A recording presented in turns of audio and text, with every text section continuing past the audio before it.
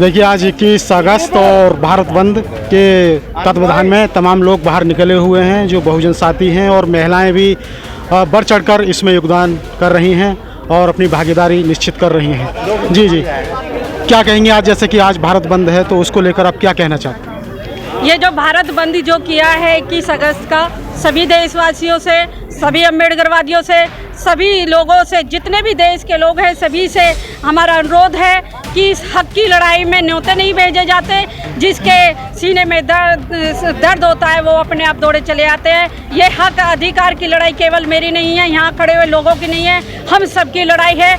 आज मेरे पे वार है, कल आप पे होगा, परसों किसी और पे होगा। हम बारी बारी से मारे जाएंगे, हम इकट्ठा रहेंगे तो लड़ेंगे, मरेंगे नहीं, हम अपने हक अधिकार लेके रहेंगे। जी मुझे ये बताइए, आप एक वकील भी हैं, एडवोकेट हैं, लेकिन पहले मुझे ये बताइए कि जैसे कि वाल्मीकि समाज की अगर बात की जाए तो जैसे 21 अगस्त के आंदोलन, जैसे कि जो हम विरोध में है लेकिन वो समर्थन कर रहा है, इसे दूरी बना रहा है, तो मुझे ये बताइए कि जो ऐसी समाज को 17% के लगभग 16.6% आरक्षण मिलता है, तो क्या वो, जैसे कि अगर मैं जाटव समाज या दूसरे की बात करूँ या फिर वाल्मीकि सबको अलग अलग मिलता है या फिर सभी को 17% मिलता है, क्या है आरक्षण का? देखिए, वाल्मीकि समाज कोई अलग नहीं है, हमारे भाई हैं और हमारे भाई आज जो है उन्हें गुमराह कर दिया गया कि तुम्हारी नौकरियों पे इन लोगों ने अधिकार ले लिया। मतलब जो एससी वाले लोग हैं उन लोगों ने, जाटव समाज ने आपका आरक्षण खा लिया है, जबकि मैं उन लोगों से, अपने भाइयों से बताना चाहती हूँ, आपकी नौकरी हमने नहीं खाई, आपकी नौकरी केंद्र में बैठी सरकार ने खाई है। उन्होंने जाति बदल के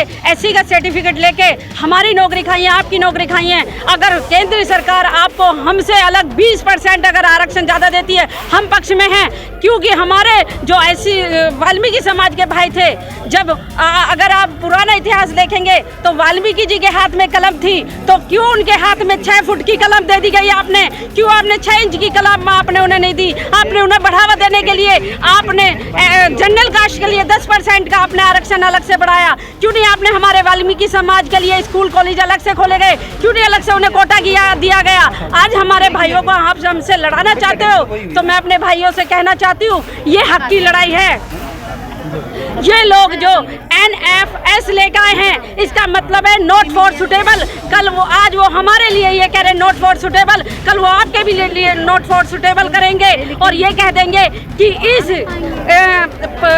पद के लिए, इस नौकरी के लिए, इस एडमिशन के लिए आप जो न सुटेबल नहीं हो, आप योग्य नहीं हो। तो अपने वाल्मीकि भाई से कहना चाहती हूँ, अगर आप पिछड़े हो तो केंद्र सरकार की वजह से पिछड़े हो, मनुवादी सरकार की वजह से पिछड़े हो। हम तो कल भी आपसे के साथ थे, आज भी हम आपके साथ हैं और आपकी लड़ाई जब भी लड़ी जाएगी, अगर आपको स्पेशल से अगर आरक्षण मिलता है और आपको स्पेशल से अगर भागीदारी मिलती है तो हम आपके साथ लड़ाई में खड़े होंगे। जी जी, मुझे ये बताइए, जैसे कि उनका आरोप है कि भाई जो जितनी जातियाँ जैसे जाटव वगैरह फिर एससी और दूसरी जातियाँ आती हैं वो उनका आरक्षण खा रहे हैं, इस तरह का आरोप है।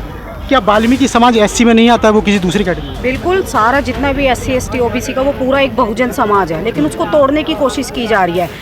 अब SC वालों को ये कह रहे हैं कि भाई जो है इन्होंने हमारी नौकरियां इन्होंने खा ली, इनका ब्रेन वॉश किया गया है। जब तक आप पढ़ोगे लिखोगे नहीं तो आपको आरक्षण का लाभ कैसे मिलेगा? आरक्षण का लाभ भी तो आपको 10th पास करनी पड़ेगी, 12th पास करनी पड़ेगी, ग्रेजुएशन करना पड़ेगा, आगे कंपटीशन में बैठना पड़ेगा, तब आरक्षण का लाभ मिलता। घर बैठे आप हाथों में झाड़ू और टोकरा थाम लो तो सरकार के आपके घर में आएगी कि आ जाओ आपको नौकरी मिल रही है। तो इनके साथ जो किया जा रहा है वो बहुत ही गलत है। लेकिन मैं ये कहना चाहती हूँ, इन लोगों को समझ आना चाहिए, जब तक आप लोग शिक्षा की तरफ नहीं बढ़ोगे। डॉक्टर अम्बेडकर ने सबसे पहले कहा था आप इस गंदे पेशों को छोड़ दो।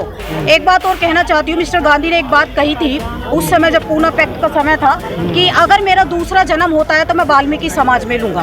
उन्होंने ये बोला कि ये सबसे बड़ा अच्छा काम है, ये किसी की गंदगी साफ करना, ये बहुत परोपकार का काम है, तो मैं बंगी समाज में पैदा होऊंगा। लेकिन डॉक्टर अम्बेडकर ने कहा कि आप अपने बच्चों को शिक्षित करो, आप अपने ये गंदा पैसा छोड़ो। तो आप मतलब कंपेयर नहीं कर सकते कि हमारा अपना कौन है। आज भी लोग नहीं समझ पा रहे हैं, जिन लोगों ने डॉक्टर अम्बेडकर को अपनाया, उनके विचारों पर चले, वो लोग आगे बढ़ते चले गए, वो उनका विकास हुआ है। लेकिन जिन लोगों ने भी बाबा साहेब को नहीं अपनाया, उनके विचारों पर नहीं चले, वो लोग आज भी वही गटर में पड़े हुए हैं। आज भी स्थिति वही है जो 60 60-70 साल पहले थी। आज भी इस देश के तमाम संसाधन, तमाम क्षेत्रों में 99% कब्जा सवर्णों का है। आप सर्वे कीजिए, स्कूल, कॉलेज, यूनिवर्सिटीज में कौन लोग हैं? जातिवादी, मनुवादी लोग बैठे हैं। तो आज आप सभी लोगों के साथ, जैसे कि सभी बहुजन समाज के लोग हैं, सभी बहुजन समाज के लोग हैं, आप लोगों का क्या पूरी जैसे प्लान, अगर रणनीति, अब आप क्या करेंगे आप? देखिए, ये पूरे भारत में एक भारत बंद का एक मैसेज जाएगा सरकार को, या तो सरकार समझ जाए, नहीं तो ऐसे ही कंटिन्यू ये आंदोलन होते रहेंगे जब तक हमें अपना अधिकार नहीं मिलेगा। ये सरकार कोई भीख नहीं दे रही है हमें, ये भारतीय संविधान है, ये हमारा प्रतिनिधित्व है, उसमें जिसकी जितनी संख्या भारी उसकी उतनी हिस्सेदारी, तो ये हिस्सेदारी का मामला। देखिए, वाल्मीकि समाज ये सोच रहा है कि जाटव, चमार, महार हमारा हिस्सा खा रहे हैं, जबकि ऐसा नहीं है। उनके पास कोई आंकड़ा नहीं है, उनके माइंड का ब्रेन वॉश कर दिया गया है कि भाई तुम्हारा हिस्सा ये खा रहे हैं। अरे आप पढ़ोगे लिखोगे तो आपको खुद ब खुद आरक्षण मिल जाएगा।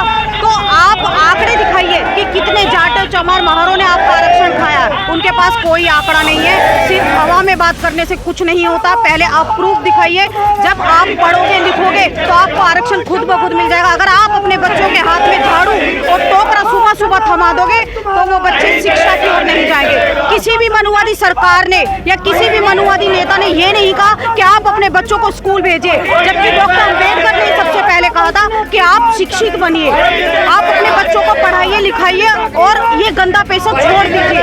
लेकिन उन्होंने बाबा साहब की बातों को नहीं मानी। एससी समाज के लोगों ने बाबा साहब को अपना आदर्श माना, और उन्होंने जब आदर्श माना तो डॉक्टर अम्बेडकर के बताए रास्ते पर चले तो उनका विकास खुद ब खुद होता चला।